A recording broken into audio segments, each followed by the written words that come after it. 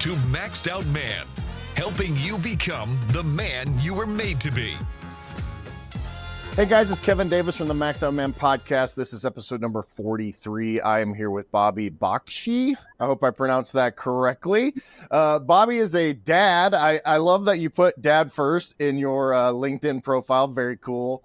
He specializes in culture transformation, DEIB, and leadership consulting. And he's also a speaker and the host of Bridging Divides with Bobby Bakshi on YouTube. So that's your kind of a quick and dirty profile bio. But hey, give us a little bit more about your background. I got to tell you, I'm super excited because this is a topic that either A, I'm a complete idiot in, or B, I have preconceived notions based on popular opinion which I think so many do. So I think this will be super educational and, for me. But give us kind of your background, how you got here, what you do. And all that. Yeah, thanks, Kevin. Really, firstly, gratitude for having me. Glad we get to meet today.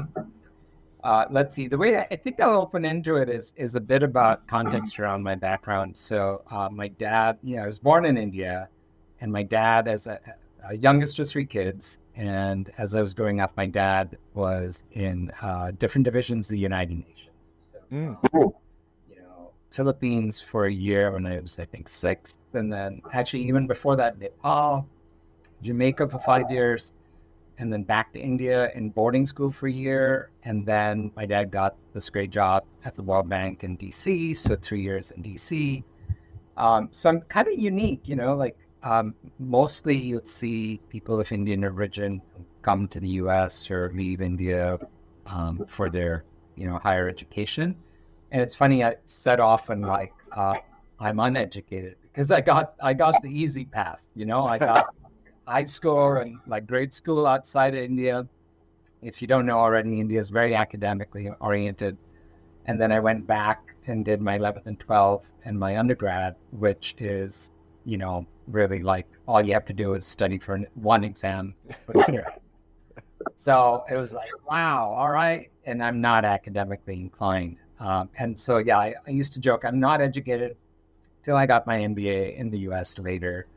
And now, I've been in the U.S. 32 years. So that's a little bit about me personally. And then, my wife and I met when I was on an internship in Madison, Wisconsin from India.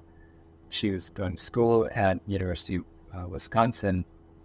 We've been together in 2 years. So, and we had 3 kids. Yeah, the dad part, thanks for catching that. It is the most important part to me. 3 teenage kids. So, all the other. So it's almost like when you say you're acknowledging me for putting dad first, it's almost like, oh yeah, and that's my pain. You are in the thick of it, as we say. My girls are 24 and 20. Well, actually just turned 20. So I got a 25 and 24-year-old. She just turned 24.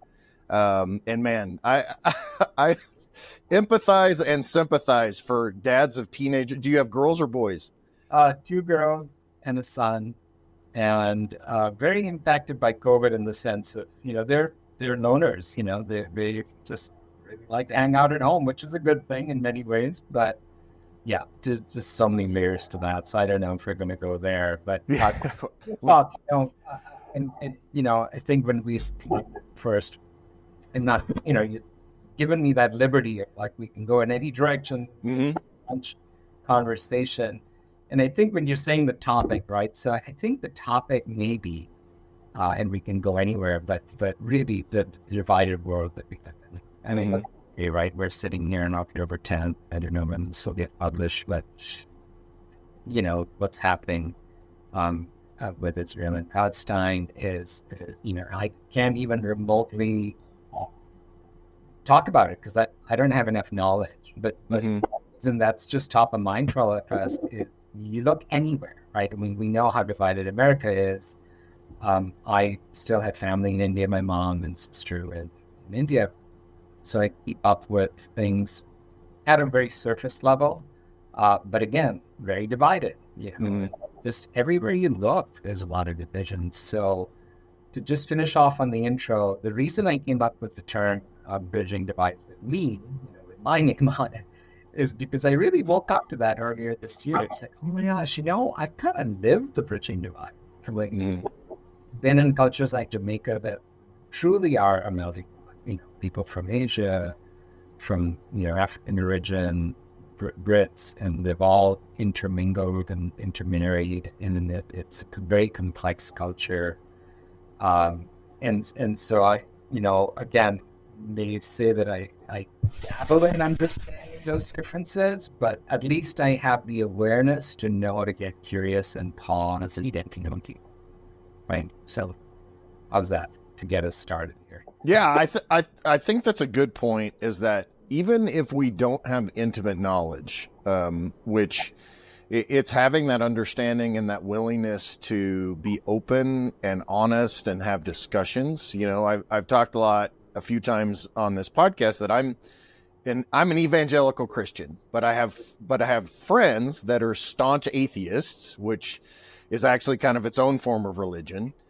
But we can have open and honest conversations about what we believe and what we don't believe and why we believe them. And there's no vitriol or anger or anything like that. And to your point, I think one thing that's interesting is that now that we've got the Israel and Hamas issue happening, as we speak, everybody has moved from medical experts that they were last week on social media to now everybody's a global policy expert and politico expert. So it's like it's just so bizarre that people self-proclaim that they are experts because of their own opinions, right? Let me say this, Kevin. Yeah, to that one, right? I think what we suffer from is people are so scared to really get to know themselves that it's much easier to postulate and share opinions about things we know very, very little about, if any. Thank you for correcting me, but you're right. Israel and Hamas on, not outside. And so, those things are so complicated.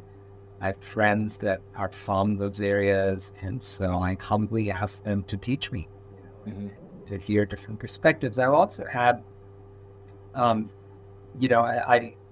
kind of stumbled upon this, but now it's become sort of a game. So I travel a lot for work, and often at first class, most always, and you sit with someone next to someone, and typically, especially first, like you don't talk to them, put on your headphones, and I got stuff to do. Get me to my destination as comfortably as possible. Right. Yeah. And I offered this stuff a couple of years ago, and I'll actually describe this as a very specific example. A guy sitting next to me, we're in the first row, full cowboy gear. Think of like that. Full cowboy gear. And my first reaction is like, I don't want to have anything to do with this. And look this backwoods hick, right? No, not that. That label on it. But it was like, I think this is going to be a long conversation, so I don't want to go there. And he was already a bit drunk and asked for another drink before we take off. And something in me that said, I need to get this. So took off the headphones, started making small talk. And long story short, his story was that he was ex-military or something, armed forces, part of his government, and now has a very lucrative business in something very high security, I think like securing buildings, right? And what really intrigued me was he saw this as payback.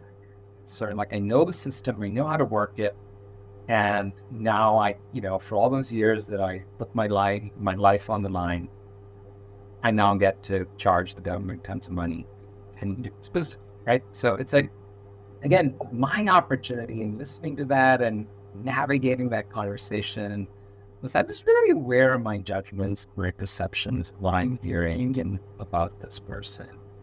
But more and more we talked, all I could really connect with because of his humanity. Having compassion for him and seeking to understand him. So that's the gist of bridging divides in my view, is we did more of that than, on the one hand, crap talk of stuff we don't know about, in social media. And on the other hand, pretty pictures of meals we've had on Instagram when our life falling apart. Yeah. Come on, be real. So Yeah, I'm really passionate about that. And I think we still have to. Before AI takes over and we agree human or not. Yeah. We Yeah. have Till that round. till AI decides that we're irrelevant and unnecessary, and it can do its own thing. I know a lot of talk about that, but one of the things that's interesting, and I'll self admit that I have been one of those guys, right? Like they would say, "Hey, well, this X," and I always had a statement, and honestly, it's still relatively true that stereotypes exist for a reason. Right? Like there are certain stereotypes, and for the most part, I think you can find something that actually fits that profile in a lot of people, but that doesn't necessarily mean that's a negative thing in that person.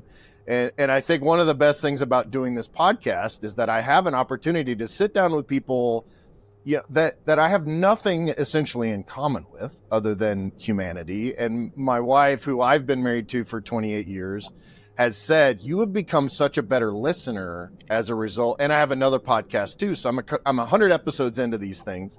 She's like, you're such a better listener now because you have had to learn to keep your mouth shut while other people talk and tell you their story. The truth, I love them. They speak the truth. I love it. Yeah, I hear you. And likewise, by the way, I've always considered myself not a good listener. And over the years, and I keep getting feedback that I am a good listener. It's like, no, you don't know what's going on up here. There's a lot of talk going on up in that nation. We need to really dial it down to go, wait a minute, let's prove ourselves wrong there about the stereotypes that I make up. Yeah. So tell me what, when you say the phrase DEI, right? And you're putting the B, which honestly, I don't know what that means either. So I want you to define it, but in today's culture, to our very point that we just make, when someone says DEI in kind of a conservative environment, right? I tend to be more conservative. Then you instantly, there's all these, bells and whistles go off, and honestly, it's perpetuated by the media, because they're like, well, hire a black person to be a pilot. Don't hire the best pilot, right? Like that's our main objective is to hire, an ethnicity, a race, or whatever. It just gets completely convoluted. So can you just explain what we're talking about? Because I honestly haven't have enough to be super dangerous. That's basically it.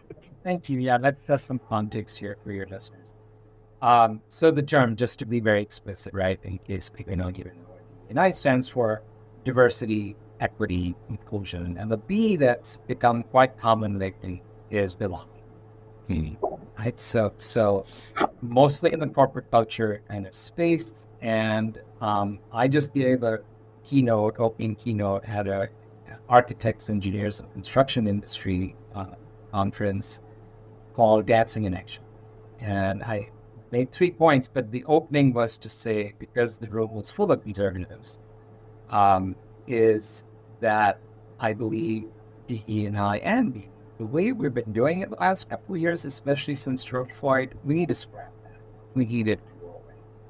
Because what we've done actually is we've added more separation, bringing truth.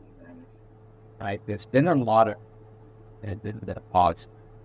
Like say, almost 100% of what I've been seeing, especially in the media, is calling people out rather than like.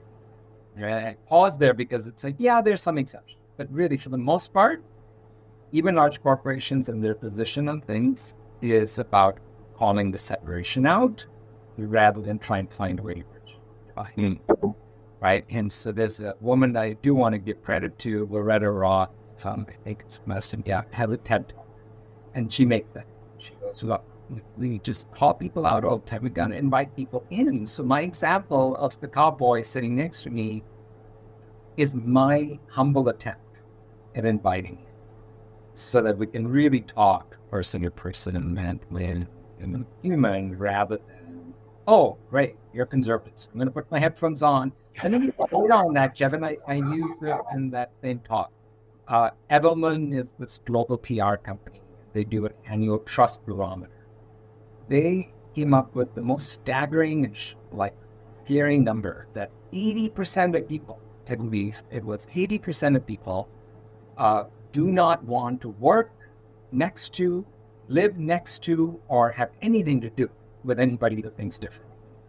Oh, Talk about the end of civilization. holy cow. Yeah. Oh. And then, my work, my business is consulting on culture transformation. So I'm very fortunate to get the attention of CEOs, mostly white male CEOs, to recognize that if that's what's going on and you're not really shedding light on, those things that happen, usually in pockets, right? It's like that coffee talk, the hallway conversation. And I go, look, and those CEOs have made up stories about what they think is going on. And usually are complacent. So then go, yeah, people will be people, there'll be differences, instead of going right at it. So dancing in eggshells instead of walking on eggshells, right, was the title of my talk, to say that the times are too serious for us to be walking on eggshells. We can't just go, yep, I'm not going to talk to Bobby because he's whatever label you put on me. Instead, you lean in and you really roll up your sleeves. And you have the courage to have, bring your perspective. I welcome that because, and that's the last thing I'll say about, again, we're just talking about setting the stage for the definition. Academia is very much to blame for where we are since about 2010. There are great books about this. I mean, authors, academics have written about it, that this highly liberal way of even not letting conservatives, right-wing speakers to come into a university to share their point of view because they could traumatize students. Bullshit. Because where's freedom of speech? It's like, if you're going to not be willing to hear a view that you disagree with, how can you even decide if you disagree with it? If you haven't given it space to speak. And I'm bringing, Kevin, I think I'm very involved in the project, the Mankind Project, and the term shadow, which Jung crafted, and the short version is those things that we hide, suppress, and deny. So I think all of us are guilty of putting those things we don't want to talk about. Okay, be it Thanksgiving with the family, and all the separation in the last couple of years of who to invite, who not to invite, the separate rooms, probably if you do show up with the people who you don't agree with, it begins there, right? And then it has impact on so the individual, the collective, organizational, and societal culture. So it's we all have to do our part. Is my main message. Yeah, it's it's interesting, the whole, because I've been hearing, obviously it's a big hot topic, is the university side of things, and it's not just limiting speakers. Like it appears, and you can speak to this if you want, but there's a systematic removal and sanitization of any topic and any person that doesn't fit the mold. And I mean, like, are we creating just an entire generation? First of all, the whole words are weapons things, like you're physically harmed by something I say, is a little kind of weird, in my opinion, and dangerous the way that they use it. But like, are we creating a whole generation of kids that literally you're going to turn that 80% into 98 or 99%? Yeah, no, we already have. Gen Z is that, and my kids, that's why it's so fascinating.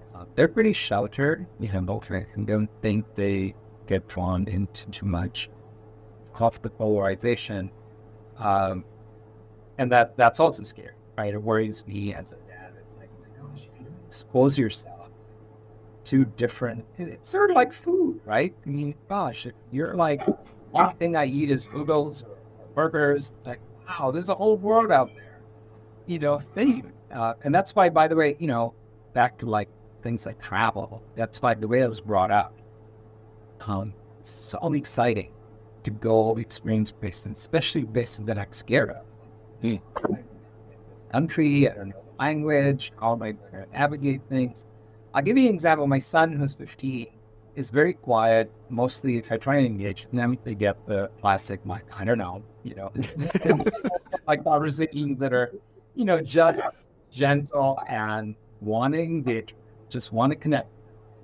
But the connection with travel is we're so blessed that we send him on a school trip from middle school in 8th grade spring to Europe. So, one of those packed, like 10 days, back to back, 4 or 5 country cities. He came back absolutely like energized, like ask him anything about where he went. He talked about it, share stories, he'd share what he liked, what he didn't like. That's a classic example of, if we get to that stage of getting curious and digging into these things rather than walking away from them, running away from them. And your percentage, wow, that's shocking. I think we're already there in some ways, right? We look by pocket of things that people have just totally created this wall and are not willing to hear. Yeah, and it's, I love the travel thing. My youngest, we sent her to Costa Rica on 2 separate trips. She actually did an immersion school for Spanish, so she's actually trilingual, Spanish, ASL, and English.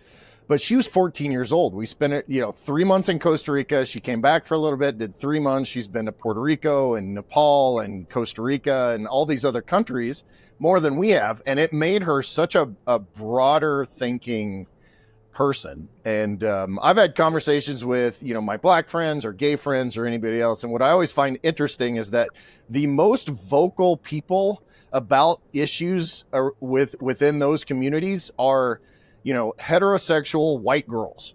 Like, those are the upper middle class white girls always seem to have or boys seem to have the biggest opinion about issues that have ultimately no effect on their daily life, and so it's interesting but that travel exposes people to other cultures, and you're immersed in that. So whether, like, if you go to an African country and you have a certain belief about Black culture, for example, or African American culture, then your world's about to explode when you go there. Exactly. I'll give you another example I'm so proud of, and one of the reasons my wife and I connected when we met at first was that she's the youngest of 7 farm family, like middle Wisconsin, small town, 600 population. So culturally exactly like you is what you're saying. Parts to that, right? So German descent, not actually Austrian. About the travel, one of the things that really had us connect is that she took her, only 1 out of 7 kids, to take herself through college, bus and tables and all of that to pay for college, and then made her way to Taiwan during college and took the year off to, to teach English, earn money. Mm-hmm. ESL stuff. Yeah, learn Mandarin Chinese. Now, I'm going to be very graphic and specific. Kind of things that she encountered would be, and I think I have her permission to say this, people speaking in Chinese behind her back about her body image, right? And she understands, right? And but doing it, right? And being, and at the same time, the kind of friends she created and the expectations could continue. So, I think when we do the black and white, you're just going down the rabbit hole. And my point is, like, yeah, sometimes we do end up getting abused with people's words and actions, but don't look away. Don't run away. Dig into it, because mostly, I hope, we're safe, right? Yes, I know we live in a world where people pull out guns and things, but for the most part, most of us are fortunate not to be in situations where that could be a possibility. That, if that's why you don't speak up, is because you're afraid of getting shot or something. I think that's more rare than depending on where you are. So I really wish people would have more courage to just engage in a conversation. I mean, think about how we started this conversation. Outside of a podcast, even here, I mean, really, it could be like if we just both opened with, yeah, I think I'm liberal, and you go, I'm really conservative. We all and end right there, right? Didn't do that. We're both respecting one another. We're both open to different perspectives. Oh, and then the other related piece is the laziness, I think, that we have as society around really checking your facts, right? The whole sort of, taking sides on what facts to believe is, again, an ego thing. It's an ego. Come on, do your homework, dig around, look at multiple sources. Don't take the word of one media article, one writer to be the truth. Just really do your own work. And easy about that. It's like if I'm a Fox News person, that's all I listen to, or CNN. They're both terrible. So just grow up and think for yourself. Yeah, I've had that exact conversation with my youngest, who's the more liberal of my children and of the family. So she's and she prides herself a little bit on it. She's a bit antagonistic, but she sees it as a bonding experience, which I think is interesting, that us discussing these things in an argumentative way is bonding, which is fine. We've dealt with that. We have safe words for our conversations, but I've said so many times to her, it's like, I'll have a discussion about any topic that you want, as long as you either A, admit that you don't really know what you're talking about and we want to learn together, or B, you've educated yourself to a point where you can have an open, logical discussion about it, right? Like, don't spew back to me what you've heard on Facebook or TikTok or whatever about those things. And I'll try not to do the same, because then, the tendency then is when someone else is digging in, that you dig in on your side in these conversations. And so it's trying to keep that open conversation going with people, instead of, and I mean, if anybody doesn't know now that media is, you can say fake media on either side, because it's 100% curated to get you to believe and say what they want you to support a narrative, and to continue to divide us, because division it sells eyes. That gets us to watch, because we love that division stuff, right? Yeah. Here, Kevin, I'll share a model with you. I know it's just a chat, but if you bear with me on emotions, right? So I created a model that it's not bring it in. If you think of an iceberg, right? So the tip of the iceberg is anger. I think it's emotion. We all have our version of anger. Then the first line under the water is like, oh my gosh, the world's changing, demographics are changing, there are more immigrants here, right? There's one version. Under the fear is sadness. Oh gosh, the American dream, the picket fence, where's that going? Right? That's sadness. And the next layer under the sadness, which you're getting close to the base of the ocean, is grief. Wow, he resists going to, right? May relate to being in the period of grief under some of you. But when it comes to these sort of topics, separation, very few of us have courage to really allow ourselves to get to it, right? And only when you touch peace will you then touch true joy, which I think is every human's desire. And so back to like that cowboy conversation, is that I feel me connected like that. We didn't aim it by those emotions, but as I'm listening to him, I have compassion for him, for what he's gone through. I don't agree with many of the decisions he's made on the one hand. On the other hand, as an entrepreneur, business person myself, I had great admiration for what he's created. Hey guys, it's Kevin Davis, and I wanted to tell you a little bit about our upcoming workshop, which is going to be on January 11th.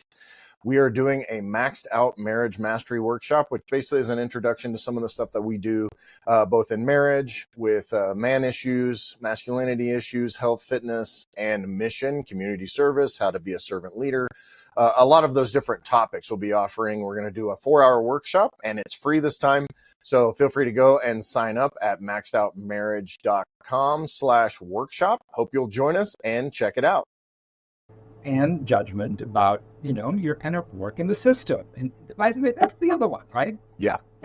When we see role models and leaders game the system, we believe it's okay to do that. And that's, again, another bullshit one. It's like, come on, stop it. I don't think that's how most of us were raised. To me, put aside conservative and liberal, it's just core values, right? It's like I'm relentless about respecting you. And so if I see a great difference with you, I have to look at myself first. What is it that's causing me to be angry at someone else? And what can I do about myself? And most of us don't. It's much easier to point fingers out. Yeah. Talk about celebration. It's like sports. I mean, it's a spectator sport. It's like, and so again, to your listeners, I would say, stop that. Get off the sideline, jump in, do the tough things, to have the conversation so that you can explore, what's what. I'll give you an example. I think it's a well documented. But a black man ends up in the South somewhere in a car. They've all known each other. I'm going to get the details of them, but I'll get to the main point quickly. Knows that he's sitting next to the driver is a KKK leader, right?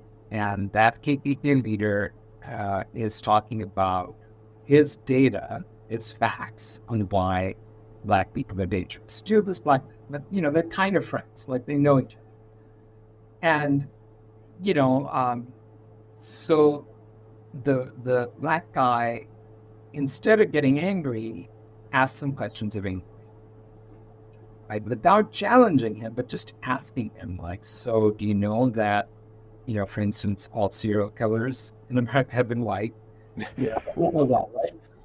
Again, I don't remember specifics, but my point is he planted a seed that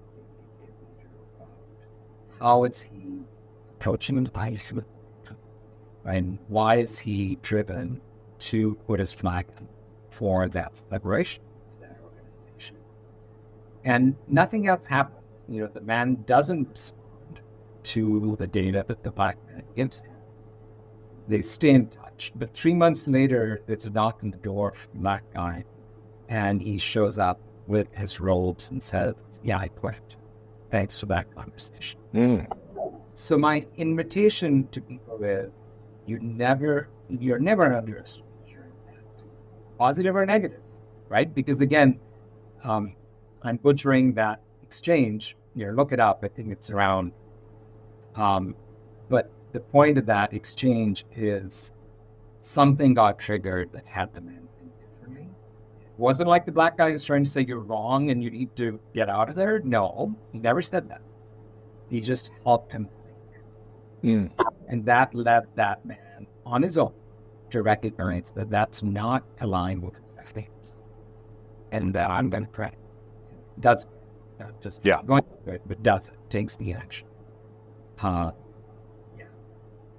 Do you think, and I think this is an important point, do you think that when in your experience and looking at what really are the core values of people as we are, first of all, I would say that regardless of what the media wants to tell us, there are actually very few people on either ends of this crazy continuum of belief system. Almost everyone lies more in the middle. At least, I would say. But do you feel like, whether you're super liberal, super conservative, somewhere in the middle, are the core family values and the core individual values from what you've seen, do they kind of exist in everybody? Oh, gosh. That's a hard question. I know that's a hard, deep question, but. Literally, I'm getting goosebumps. It's a very hard question. And I'm obviously careful with generalizations. I would say in my experience, back to that topic, where I knew that the audience may be tough, and it may not be. Right? Mm-hmm. And again, every single interaction was really, I saw people get curious. I saw people pause, and rather than just spew their perspective, really, I got to thinking. And I think I'm going to get quite a few clients from it, because they're like, right, I'm stuck and I want to figure out a new thing.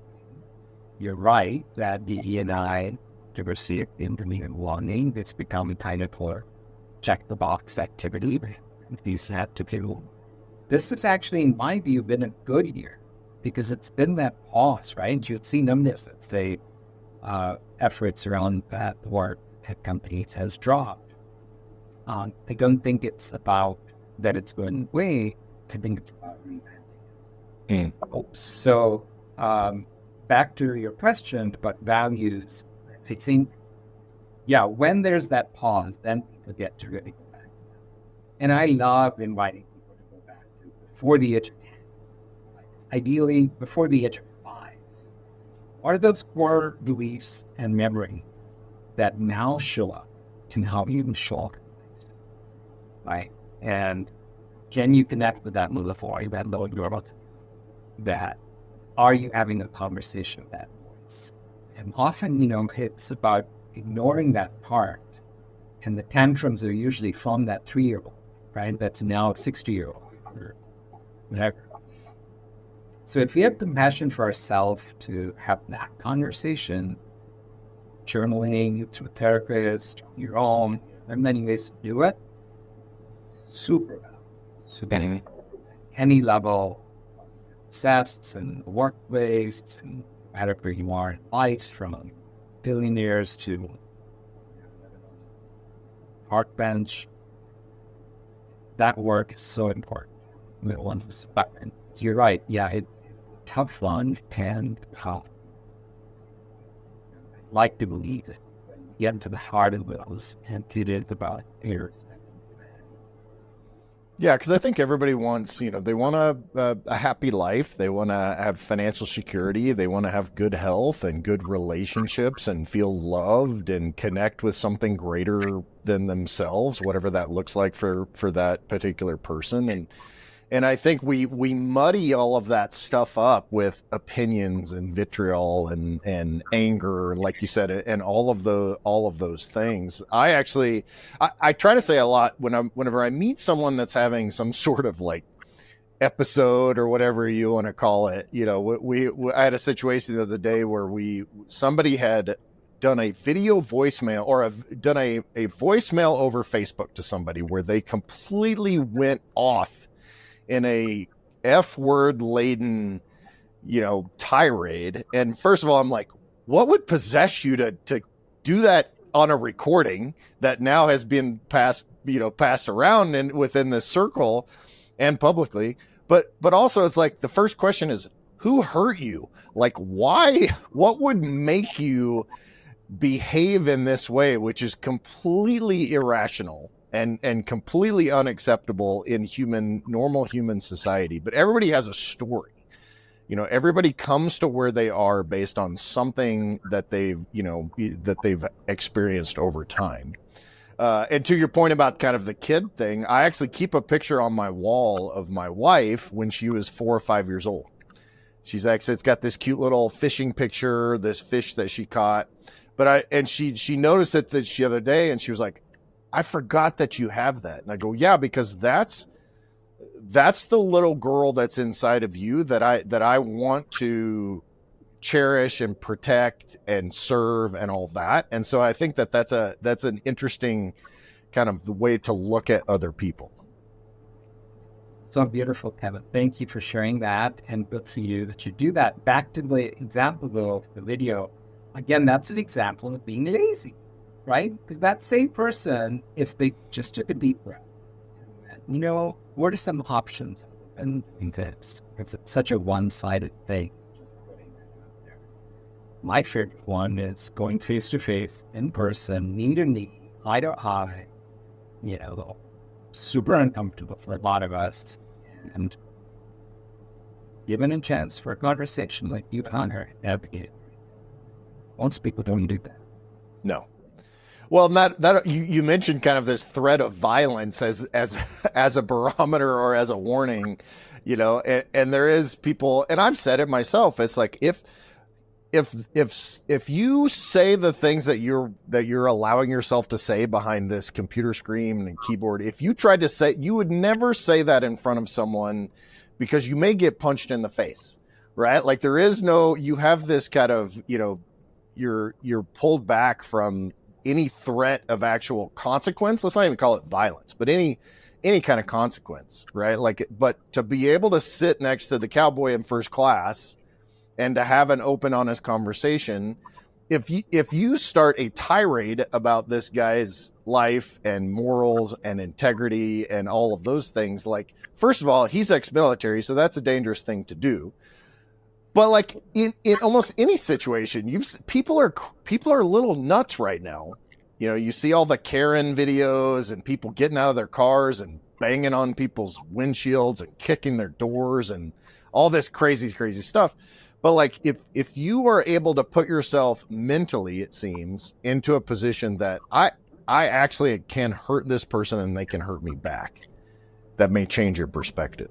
Yeah, exactly. And the truth of that, if you are courageous to go there, is back to your great question about, it's hurting personally. How can I have compassion? Like, how can I be that person with that hurt?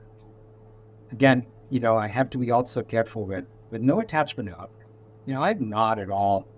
I'm mature enough now to know that I'm not going to hold on to believing that I can have moments like that one, the case story, right? No way. Like, boy, those are gems that don't happen every day. Yeah, right. Well, all I'm trying to do is change myself, and so that takes work. And again, that's the invitation to your listeners. Check it in yourself. Where are you not going? Because it's so uncomfortable. It's so scary. And actually, if you just did it, it could be, like it said, right? The truth should set you free. But most of us don't want the truth. It's so much easier to hide behind all the other stuff. Hey, I want to go back, Kevin, if it's okay with you, you said earlier when we were talking sort of in the corporate space. Sure. I do want to share with your listeners another sort of vantage point that I had with our friends that have been or are heads of diversity, equity, inclusion, and belonging at large companies, mostly Black women. And to your point about, you check the box, you hire that person, and then the whole or C-suite feel like, yep, we did our part. Mm-hmm. Right? That's the extreme version of how that's happening. There are a few exceptions where that leader really does get to impact overall strategy, is part of the C-suite, chief diversity officer. But even there, there've been so many missteps, like, and so what happens with those roles? They either very few of them get to do really what they're there to do. Right. So that they compromise.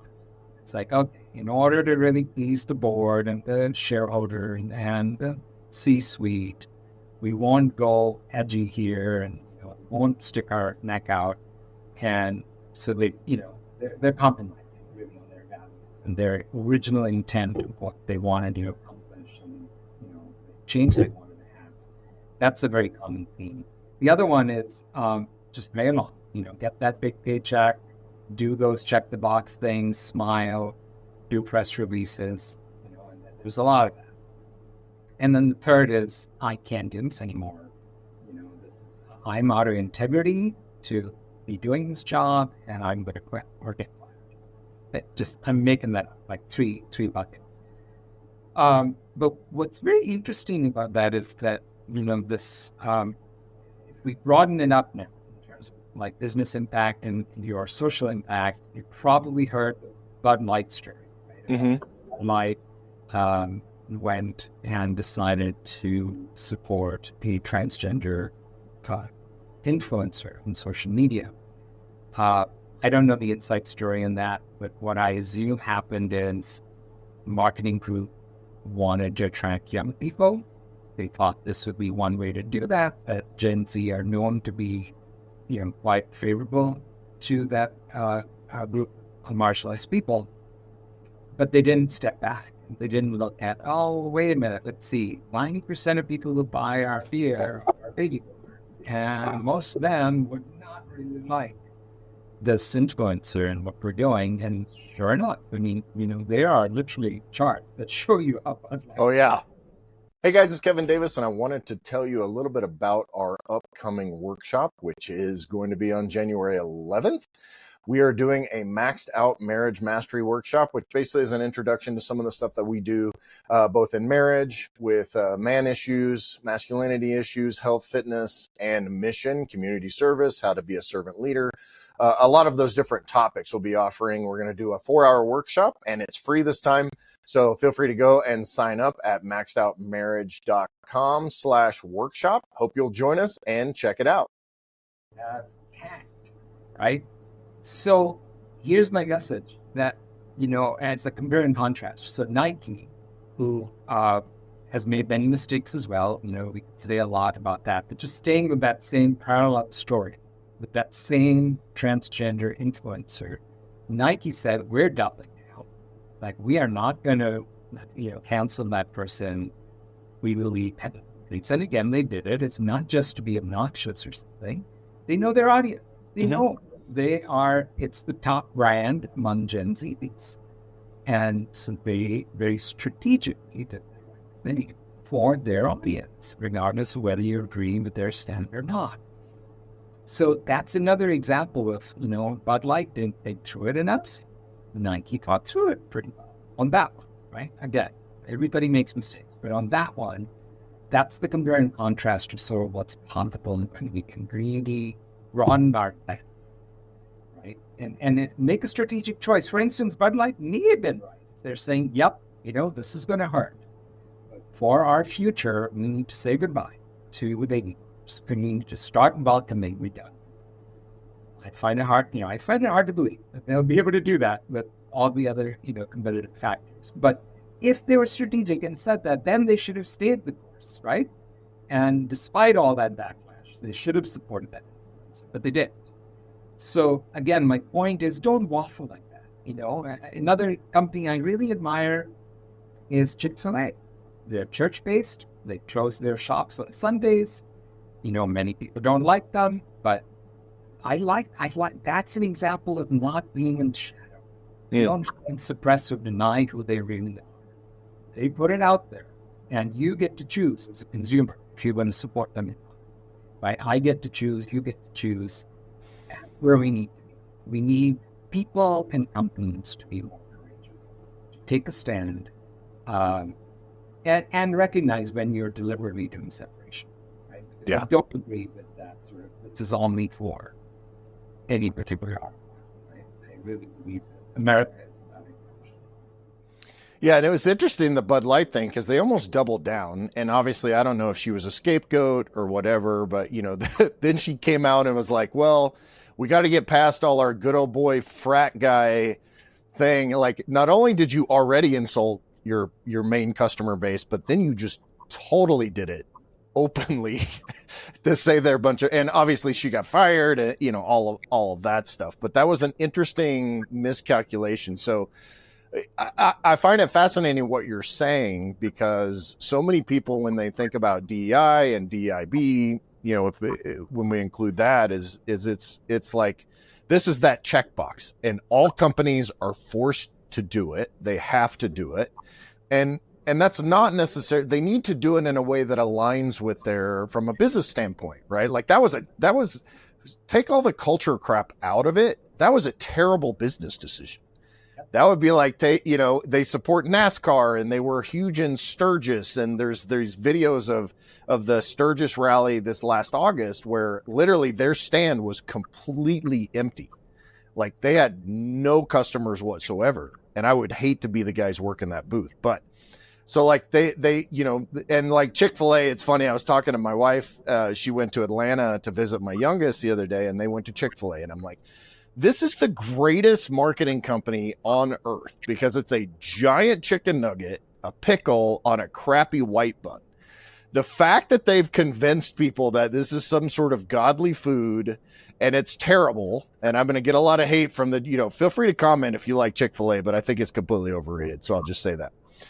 But like, they have figured out a way to align their company values with their end customer and lean into that, like you're saying. And Nike's doing the same, right? Nike's demographic is different than Bud Light's demographic. So it fits them better. And it's some people will decide not to buy Nikes because that's they're pushing, or not necessarily even pushing, but supporting a particular agenda, if you want to call it, or whatever. But I love the fact that you're saying that you when it comes to DEI stuff, the trend now is just check that box corporately and just do it. But you're saying that it needs to align with your overall culture. It really does, and all the way through the strategy. So to relegate it to just doing initiatives and programs and Juneteenth, not good. Those are checked box things. It's the day-to-day stuff, right, that really makes a difference. And the reason I think belonging has become such a big topic the last few years is again trying to get at the separation, but even the way that's approached has to be examined carefully. Because you can't really have belonging without the true DEI, right? And let's keep it simple, let's keep it to women, right? Be even white women, and the fact that they're clearly there's data that shows they're paid less than white men at the same level. Are CEOs willing to really go for that and go, this is wrong, you got to fix it? And very few are. Yeah, I've told this story on the podcast, and I've said it a lot, but my wife has done a lot of female or only builds for cars and welding and all that stuff. So I've spent a lot of time dealing with tradeswomen tradespeople that are women. And so it's an interesting dynamic. First of all, to be the only guy in a shop of 30 women is interesting, and to be sexually harassed in that way is kind of funny. My wife's like, you just like it, whatever. So, but like that, to really understand what they kind of go through, and what we have talked about, and I think I mentioned on the podcast too, is that there's a lot of these women, they want to lean, they have this super feminine side that you can see when you get to know them, but their outer persona is this like more masculine male type persona that they feel like that they kind of have to portray in order to survive in these male dominated industries. Well, that's a huge topic, but just briefly what I'll say is I think another area we're to get curious about is if you really look around, those beliefs that we've taken on, how things should be, are very patriarchal, male dominated, right? So, and women are just perpetuating that, right? We showing up to be aggressive.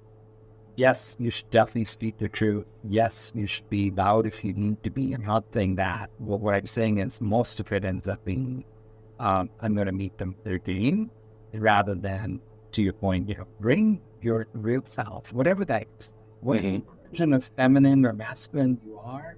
And that really, let's be honest, I hope you agree with me on this. We all are a blend, right? We're not. Right. Genes that are, a combination of those genes. So I don't know enough about it, but I'm very intrigued by societies or history that have been matriarchal. Right? Women really lead. And if you look in terms of, governments every year, I think are really not the best example. But, New Zealand, right? They have an example of that with a leader and have navigated that. Many other countries have. So I get very curious to learn, how is it different? And can there be a better way to not just the macho ego aspect? Not that women can't be, right? Again, right. So, just challenge ourselves around, is it the forcing function of that they're modeling what they're seeing around them? And so in order for them to succeed, they have to behave like the men leaders do. That needs to be challenged. So yeah. Give space for a different way of leading, which can be full of compassion and empathy, but powerful, right? Doesn't mean, those words don't mean that you're soft or look the other way when there are tough decisions to be made. I think women can be extremely powerful, and I really wish that we truly give them a chance at every level in this country. Yeah, I joke with Michelle that's like, really, you first of all, she's smarter than me. She's better with people than I am. She's more intuitive than I am and empathetic than I am. Like, I have this illusion of kind of, being in any sort of control in in this relationship. And the only reason I'm allowed to have that is because you give me that illusion, and it's kind of a joke, but like, women, it's a conglomerate, right? And I think in the quote unquote business of the family, it works really well to have, a masculine and a feminine, and it allows us to be better parents and better people and better community leaders and all of those things. And I think that goes out, for the greater good and the greater culture. At the risk of repeating yourself, can you give us, if we're just talking about, we've got business people here that are listening, we have people that are just normal employees, normal people. What would you say, like a couple of things that they can do today to have an impact when it comes to this topic? Yeah, thanks, Kevin. I think the theme of what we've been chatting about is being, wrap up here is to really challenge yourself to live your environment, be it home or groups that you interact in, and be honest about, like, on a scale of thriving to toxic, right? Where, like, let's say thriving is everyone's happy, everyone truly connects, speaks the truth, they don't talk behind each other's back. There's no passive aggressiveness. They're willing to go to those difficult conversations rather than walking away from them. That, to me, is thriving, right? It's not just happy people. It's doing that hard work. Toxic, on the other hand, I have numerous examples of clients that retain leaders that bring in the dough, do great for the business, but are disastrous to people. They cut people down. They create separation. They don't model true leadership skills of bringing people up and mentoring and coaching. So watch out for that, and then are you willing to speak up to that? Because that's what I help. And luckily, I have CEOs that see that they don't know what they don't. And so, the way we go in and work with them is first just listening, but then very data-oriented. And then the kind of surveys that I do are beyond just the basic sort of engagement surveys. We really get at trying to connect with both the heart and the mind of the people so that we can give the leadership team a real good benchmark of what's really happening. And what I invite leaders to do when we do those is I want to hear their hypothesis, right? If you think that everyone's happy and smiling, great. Let's go look for that. Let's see if that's true. And then let's cut the data by different group types, men and women, age. Age is a big one. We are talking about, differences by generation, longevity, how long people have worked at the company. And then, yes, of course, diversity of the inclusion groups. But even if you just stay with those basics, right? Because a lot of clients I work with are like in parts of the country where they feel they can't recruit people that are diverse because they don't exist in that market. And you shut them in or you don't need to. And I go, we won't get into that topic today, but there are ways to do that. But again, it's about your commitment, right? Yeah. And to your point earlier, no, it's not about filling a role or a color. It's getting the right person in the right job. And there's a combination of doing that, right? So if you build relationships with historically Black colleges and you build that over time and you really are there to connect with them, you're there to help them mentor and raise them up, those are the kind of things we're talking about, right? That's awesome. How do we learn more about you and what you do? And hopefully we'll get some CEOs listen to this that want to hire you. And listen, I'm thinking about that. I think my unique thing is I do what I do with such a blend of mind and heart that's I'd say this actually is probably my favorite plug to myself. When I'm pitching a new CEO or group with C-suite leaders and they're kind of looking for, all right, Bobby, what's your big differentiator? What result can you show me? And yeah, I've worked at places like Microsoft and all that. So that's on the resume. You can read that. But when I look at them literally eye to eye and go, my superpower is my smile. I'll laugh just like that. And I usually close with that, right? So yeah, the way to reach me, best way is email. So Bobby, B-O-B-B-Y, at Bobby Bakshi, B-O-B-B-Y, B-A-C-H-I.com. I'm sure if Evan put that in. Yep.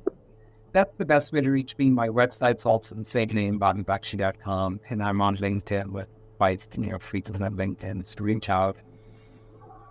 That's awesome. Hey, I appreciate you talking. This has been super interesting, and I'll be the cowboy in this story because I am from Montana. So, let me close with that deep gratitude for you, Kevin. Please keep doing what you're doing. We need more clean forums like this that bridge divides. Thank you. What you're doing. So thank you for that. I appreciate that. Awesome. Have an awesome day. If you're looking to really maximize your life and become the man you were made to be, head over to maxedoutman.com and get your journey started today.